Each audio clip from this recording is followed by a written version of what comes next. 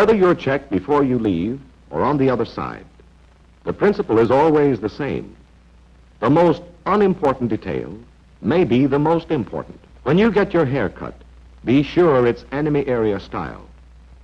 The hands must look as if they've done the work. Every scar must conform with your cover story. Clothes may not necessarily make the agent, but they surely break the agent if they aren't checked and rechecked. That's an enemy area cut, all right, but it's too expensive for a mechanic. Well, that's the type of coat you would wear, but there aren't any left. That's right. The Army got all the heavy coats in the last winter drive. How about that one? I think this raincoat would be better. Every piece of clothing is examined for the right labels, the right laundry marks, the proper amount of wear and tear. Every toilet article examined minutely. How about this razor? Can we use straight razors over there now because of the shortage of blades? Even if your papers have been forged by experts from the most recent enemy area documents, proof them yourselves. Just a minute. This Army discharge reads Alfred Horn. Everything else is Albert Horn. Nice eye, Al. Just want to see if you're on the ball.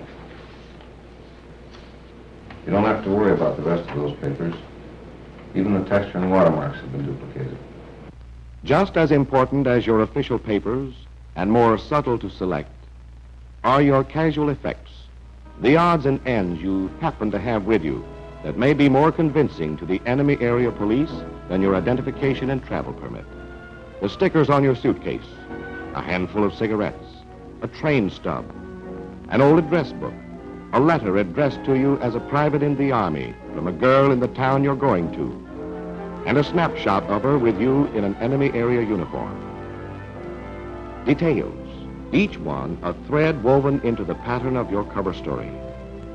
How many cases of blown cover you studied were due to neglect of some insignificant detail of cover that didn't seem worth checking a second time? I've got sixpence, jolly, jolly sixpence. I've got sixpence to last me all my life. I've got a tuppence to spend, and tuppence to lend, and tuppence to take home. This is to German my Agent wife X. or wife. He landed in Canada from a submarine 2 days ago. So far, he's doing all right for himself. His landlady believes he's a war worker from out west in British Columbia. This afternoon, his forged papers and his convincing line got him a job in an aluminum plant. No wonder he feels like joining in the singing.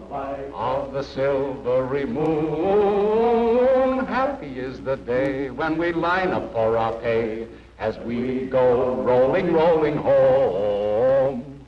Say, that's not bad. Come on over and join us, will you? Thanks. Don't mind if I do. I've got fourpence, jolly, jolly fourpence. I've got fourpence to last me all my life. I've got tuppence to spend and tuppence to lend, and no pence to send home to my wife, a poor wife. No cares have. That's very funny. Well, so I have another beer. Thanks, but it's getting late. I'd better be going. Oh, don't be a killjoy. We're just beginning to wet our whistles. I'd like to have another drink with you boys, but I gotta be on the job at the crack of dawn. Good night, fellas. Oh, we'll see you again. So long. What's the damage? That'll be $1.80, sir. That's easy. Keep the change. Thanks. Come again. Hello. Hey, will you look at this? What do you got there, Peg? Now, those old bills the government called in before the war. Gee, I haven't seen one of these big fellas in a long time.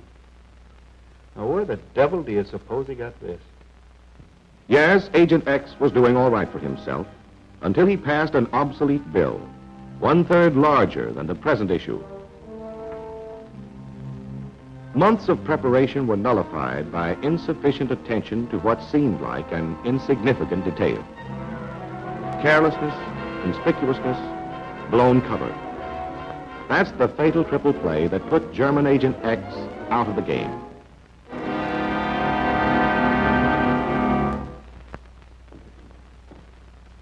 Agent Y was a smooth operator, a Spanish phalangist who had turned in a good job for the Nazis in Mexico before moving on to Los Angeles to incite Mexican youths against other Americans and recruit the keenest of them into an espionage organization. He has not been in Los Angeles long, but long enough to win friends and influence zoot suitors. Come on, kids. I got paid today. Have another shot. Brother, this tequila is murder. What the hell? The Army's getting you next week anyway. What have you got to lose? Just your stomach, that's all. Oye, muchacho. Ándale, another round. Another round? Are you kidding? You know what time it is? A las 12, the bar is closed. Here's $1 for yourself. Maybe that'll help keep the bar open for one more round. Say, you're really a killer, aren't you? Killer? What do you mean calling me a killer? Killer diller, trying to buy me off for a lousy buck when the state commission fines me $500 for selling after hours. Oh, I see. Killer. That's an expression you use, eh? Say, how long you been in L.A.? Oh, I don't know, 3 or 4 years. Where'd you live before that, Juanito? San Bernardino. Come on, let's get out. What's the nickname for San Bernardino? What is this, a 3rd degree? Since when do customers have to answer questions by stupid waiters? Come on, muchachos.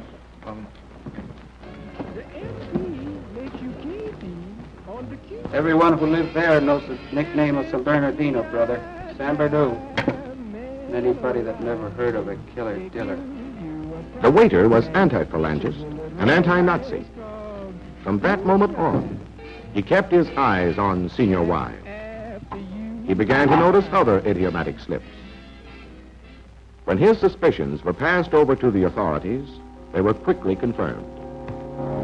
And the enemy lost a clever agent, but not quite clever enough to remember that even details of slang are a necessary part of his cover equipment. What firm did you say you worked for in Copenhagen? Helsingford Dairy Company. And what is your exact position with this company? I'm the assistant foreign branch manager in Germany.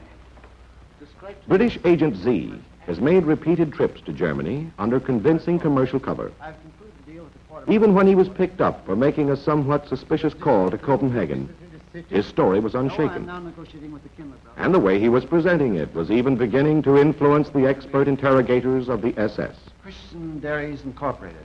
And what is the address of this company in Copenhagen? Gentlemen, I'd be very glad to answer your questions all day. But I have a good many business details to complete before leaving your city, and I'm quite sure you have many more important things to do. One moment, please. We are not interested in persecuting Danes. Security police is not an organization of persecution.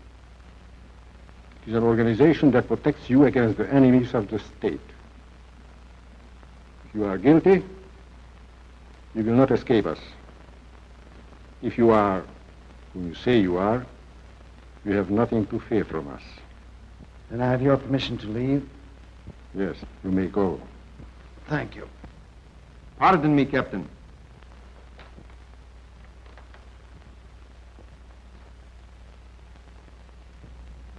You see, hair grease. If my memory is correct, there has been no hair grease on the continent since the end of 1940. This is preposterous. Quiet. Have a sample of this hair grease, analyzed immediately.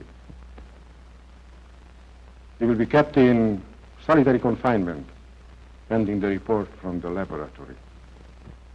Come along.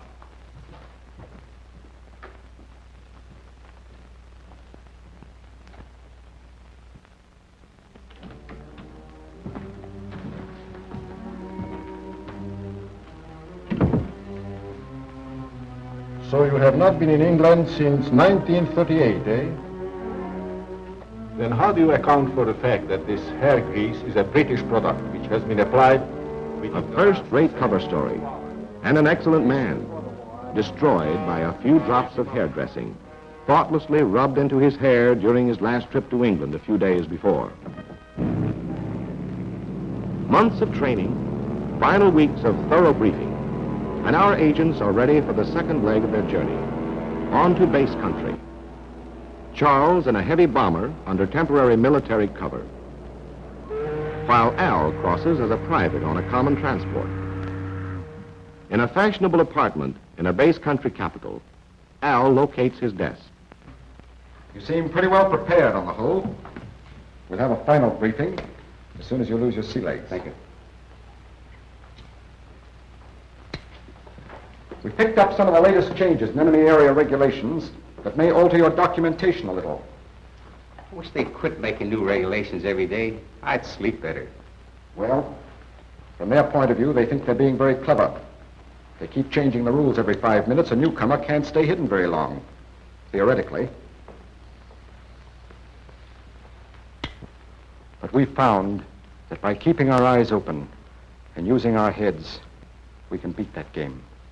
For instance, don't go into a strange bar and order the first thing that pops into your head. Your favorite poison may be on the verboten list that day. Look around and see what the others are drinking. Then if you're stuck, appear undecided so long that the waiter will suggest something for you. Mm-hmm.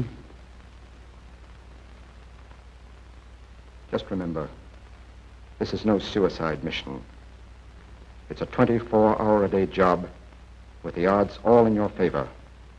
And to make sure of that, I always tell my men to take out life insurance.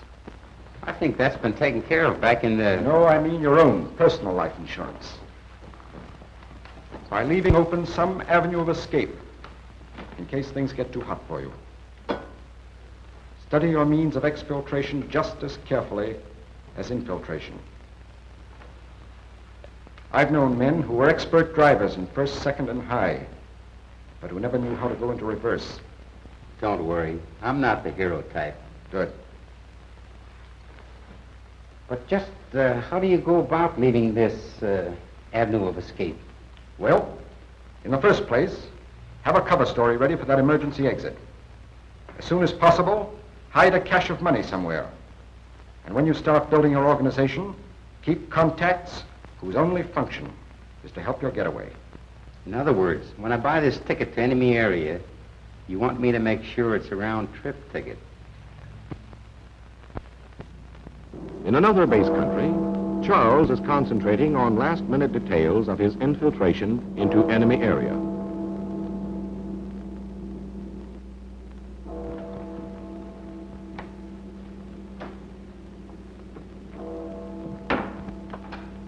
What's your name?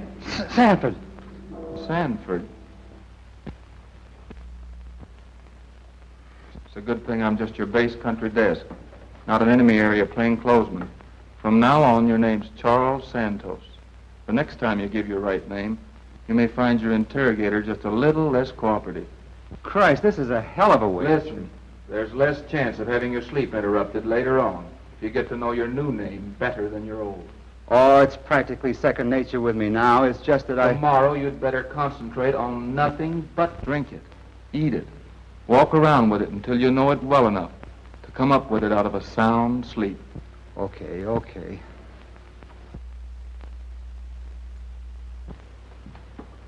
Good night, Charles Santos. Now, there are 3 or 4 different ways we can send agents into enemy area. They can go overland, either overtly, under good legal cover, or covertly, sneaking across the border with the help of the underground.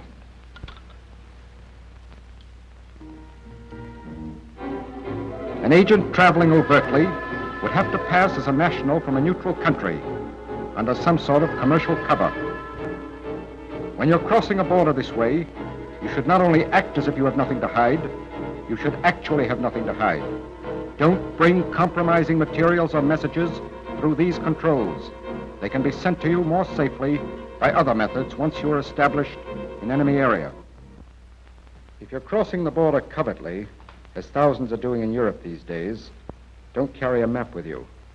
It's unhealthy, unless you carry it in your own head. Memorize the principal landmarks and the basic topography of the area you're entering.